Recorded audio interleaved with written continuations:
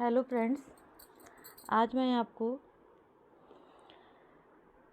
राष्ट्रीय शिक्षा नीति 1986 के बारे में बताऊंगी। प्रथम राष्ट्रीय शिक्षा नीति 1986 राष्ट्रीय शिक्षा नीति 1986 में लागू की गई, किंतु इसे आधिकारिक तौर पर मान्यता नहीं दी गई थी क्योंकि इसमें केवल कोठारी कमीशन के द्वारा दिए गए सुझाव का क्रियान्वयन किया गया था।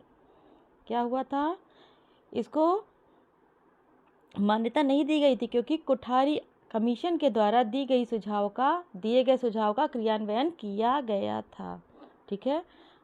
राष्ट्रीय शिक्षा नीति 1986 को भी प्रभावी शिक्षा नीति के रूप में स्वीकार किया गया था। इसको प्रभावी शिक्षा नीति के रूप में स्वीकार किया गया था।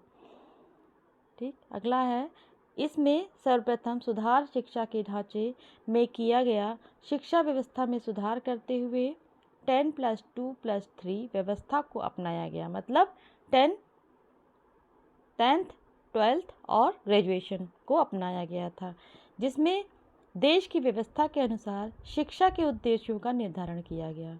इसमें ऐसी शिक्षा प्रदान करने की बात कही गई जिसमें लोकतंत्र पर उद्देश्यों की प्राप्ति संभव हो सके। इसमें सामाजिक, सांस्कृतिक, राजनीतिक, लोकतंत्र शिक्षा के गुणों को प्रमुख स्थान दिया गया था। ठीक है। फिर दूसरा पॉइंट क्या है?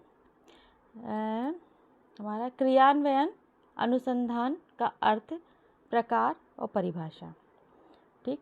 क्या है? राष्ट्रीय शिक्षा नीति 1986 के अनुसार सभी को शिक्षा के समान अवसर प्रदान करने की बात कही गई। शिक्षा प्रदान करने का माध्यम मातृभाषा और क्षेत्रीय भाषा बनाया गया। शिक्षा को प्राथमिक शिक्षा, उच्च प्राथमिक शिक्षा, माध्यमिक शिक्षा, उच्च माध्यमिक शिक्षा एवं उच्च शिक्षा में विभाजित कर दिया गया। सभी शिक्षा के स्तर हेतु पाठ्यक्रम की योजना के निर्माण की तैयारी की गई।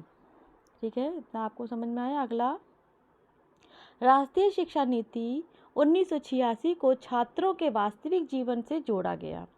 समाज की वास्तविक आवश्यकताओं का अध्ययन कर छात्रों को समाज के लिए तैयार करने हेतु छात्रों के व्यावसायिक शिक्षा प्रदान करने की योजनाओं को प्रमुख स्थान दिया गया। इसके अंतर्गत छात्रों को तकनीकी शिक्षा एवं व्यावसायिक शिक्षा देने का प्रावधान रखा गया, जिसमें वह भावी जीवन के लिए जीविकोपार्जन हेतु तैयार हो सकें। ठीक है।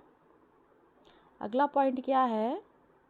सूक्ष्म शिक्षण के सूत्र एवं अवस्थाएं। क्या सूक्ष्म अवस्थाएं थी?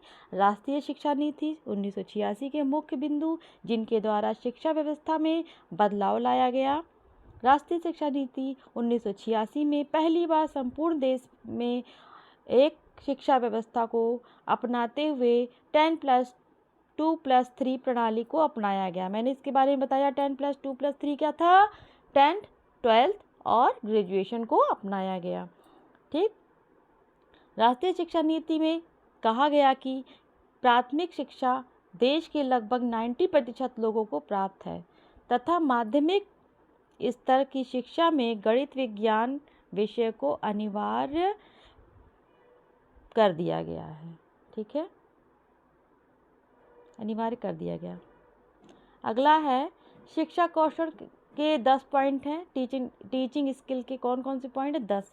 पहला पॉइंट है, पहले भाग का नाम भूमिका, द्वितीय भाग का नाम शिक्षा का सार व उद्देश्य, तीसरे भाग का नाम राष्ट्रीय शिक्षा प्रणाली, चौथा भाग सामान्यता के लिए शिक्षा, पांचवा पॉइंट है, पांचवें भाग में सभी स्तरों में शिक्षा का पुनर्गठन, छठा है, छठे भाग में शिक्षा का प्रबंधन व तकनीकी, सातवें भाग में शिक्षा में व्यवस्था को कारगर बनाना, आठवें भाग में शिक्षा व विषय वस्तु को नया मोड़ देना। ठीक।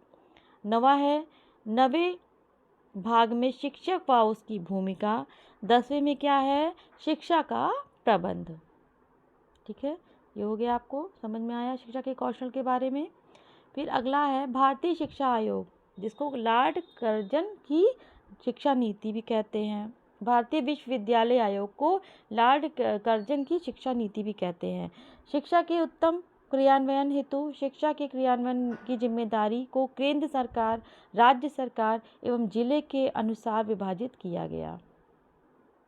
ठीक है, अगला है, इसमें छात्रों के व्यवहारिक पक्ष एवं शारीरिक पक्ष पर बल देते हुए प्राथमिक शिक्षा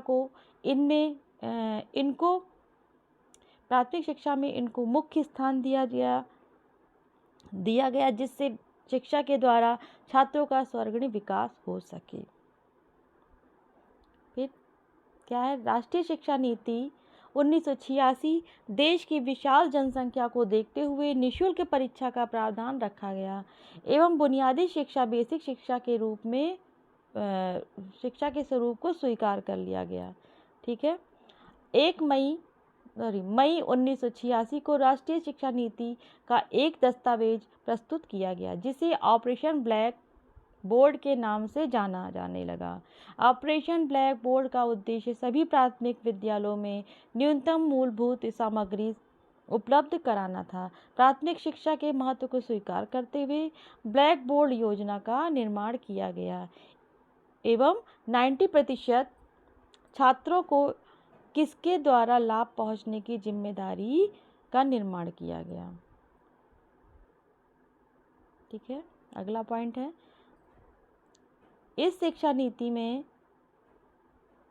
माध्यमिक शिक्षा में सुधार के लिए गति निर्धारित विद्यालयों की स्थापना की गई जैसे नवोदय विद्यालय। इसके अलावा वर्तमान समय में कस्तूरबा गांधी आवासीय विद्यालय, आश्रम पद्धति, विद्या ज्ञान स्कूल, यह सभी गति निर्धारक विद्यालयों की श्रेणी में आते हैं। फिर अगला पॉइंट है, 1994 में जिला प्राथमिक शिक्षा कार्यक्रम जिसको बोलते हैं DPEP, ठीक, डिस्ट्रिक्ट प्राइमरी एजुकेशन प्रोग्राम जिसको बोलते हैं, की शुरुआत की गई।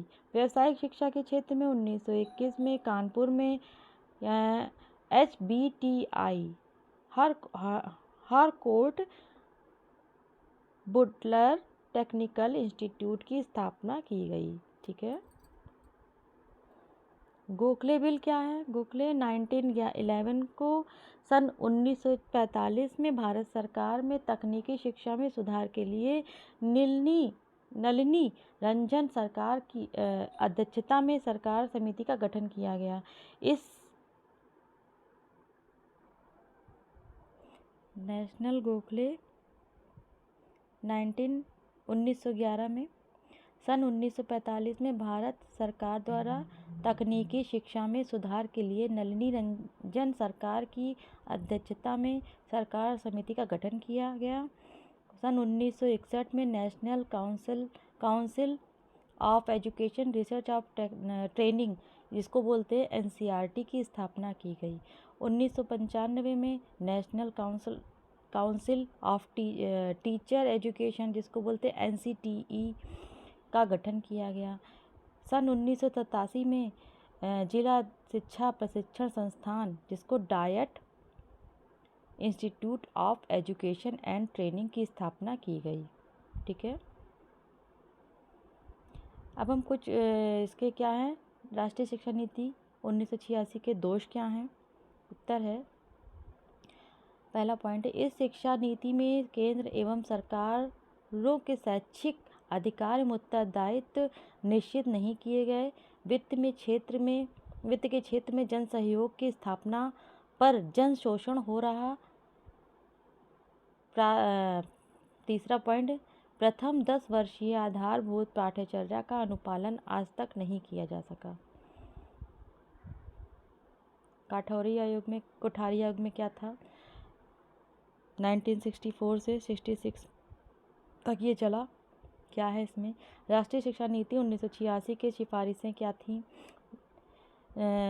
राष्ट्रीय शिक्षा नीति की सिफारिशों के अनुसार सभी को शिक्षा के समान अवसर प्रदान करने की बात कही गई। शिक्षा प्रदान करने का माध्यम मातृभाषा और क्षेत्रीय भाषा को बनाया गया। शिक्षा को प्राथमिक शिक्षा, उच्च प्राथमिक शिक्षा, माध्यमिक शिक्षा, उच्च माध्यमिक शिक्षा एवं उच्च शिक्षा में विभाजित किया गया।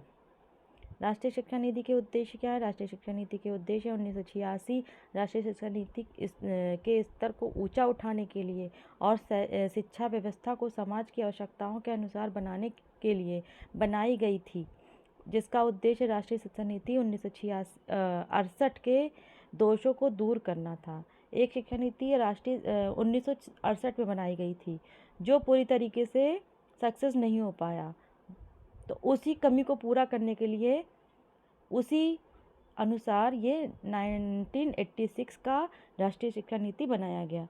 तो उसकी कमी को दोषों को दूर करना इसका काम था तथा भारतीय शिक्षा संरचना को और अधिक दुरुस्त करना था। ठीक है।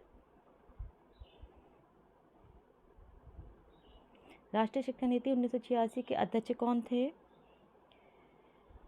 पूर्व इसरो प्रमुख और पद्म विभूषण पुरस्कार प्राप्तकर्ता कृष्ण स्वामी कस्तूरी रंगन को राष्ट्रीय शिक्षा नीति का अंतिम मसौदा तैयार करने के लिए समिति के अध्यक्ष के रूप में नियुक्त किया गया। इस समिति में अध्यक्ष के अलावा 8 सदस्य हैं।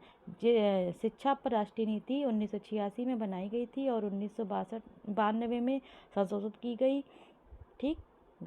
ठीक है। अगला क्या है? राष्ट्रीय शिक्षा नीति 1986 और 1968 में क्या अंतर था? राष्ट्रीय शिक्षा नीति मैंने बताया था 1986 भारतीय शिक्षा के स्तर को ऊंचा उठाने के लिए और शिक्षा व्यवस्था को समाज की आवश्यकताओं के अनुसार बनाने के लिए बनाई गई थी। और राष्ट्रीय शिक्षा नीति 1968 में कृषि शिक्षा तथा व्यावसायिक शिक्षा पर बल दिया गया था। राष्ट्रीय शिक्षा नीति के किताबों के उत्थान उपस्थित आंकड़े उनकी लागत तथा सुलभता पर ध्यान देना सुनिश्चित किया गया। राष्ट्रीय शिक्षा नीति 1968 में परीक्षा में विश्वसनीयता, वैधता तथा मूल्यांकन को सूचित पूर्ण ढंग से लागू करने पर बल दिया। निष्कर्ष क्या निकला इसका? राष्ट्रीय शिक्षा नीति 1986 नीति ऐसी नीति थी जिसको सफलतापूर्वक लागू करने का संपूर्ण प्रयास किया गया, परंतु यह कहना गलत होगा कि यह अपने उद्देश्य में पूर्ण रूप से सफल रही। या हम इसलिए कह रहे हैं कि अगर हम भारत के वर्तमान स्थिति की बात करें तो वर्तमान शिक्षा प्रणाली सभी को रोजगार प्राप्त करवाने हेतु असमर्थ साबित हुई थी। दोस्तों, आज हम आज आपने जाना कि हमारी राष्ट्रीय शिक्षा नीति 1986 कैसी थी और इसके द्वारा शिक्षा के क्षेत्र में लाए गए बदलाव को आपने जाना। ठीक है।